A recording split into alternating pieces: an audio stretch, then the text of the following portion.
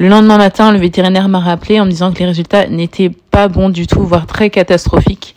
Effectivement, son urée était montée à 170. Son urée, sa créatine, je ne sais plus. Enfin, un des deux était monté à 170 et l'autre était à 10, alors que les valeurs normales sont beaucoup plus basses que ça. Il me semble que c'est 20 et 1, quelque chose comme ça, quoi. Et il me disait qu'au-dessus de 140, en fait, on estimait que au-dessus de 140 d'urée, donc là, mon chat est à 170, on estimait que le chat n'était pas viable et ça servait à rien de continuer les soins. Malgré tout, je pense qu'il a vu mon envie de le sauver à tout prix, et donc il a dit qu'on allait continuer les soins et espérer que ça rechute, mais ça voulait sûrement dire que les reins étaient bloqués et qu'ils n'allaient plus refonctionner. Donc, je suis retournée le lendemain avec mon téléphone à faire écouter à la musique à mon chat.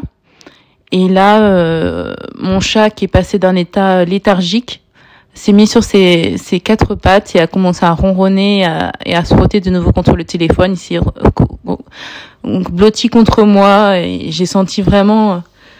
Et le vétérinaire a constaté, il m'a dit, c'est marrant, il n'était pas comme ça tout à l'heure, là il a l'air un peu plus vif et tout. Je lui ai pas expliqué le sens des musiques, je lui ai simplement dit que je lui faisais écouter de la musique pour l'apaiser. Mais moi je savais au fond de moi que ça fonctionnait, quoi.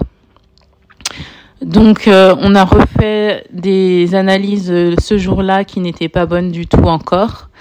Mais moi je continuais à espérer que ça puisse s'améliorer. Et le lendemain...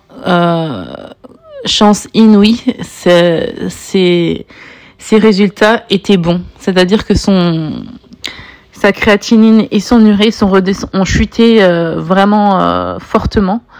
On est passé de 170, il me semble, à 30.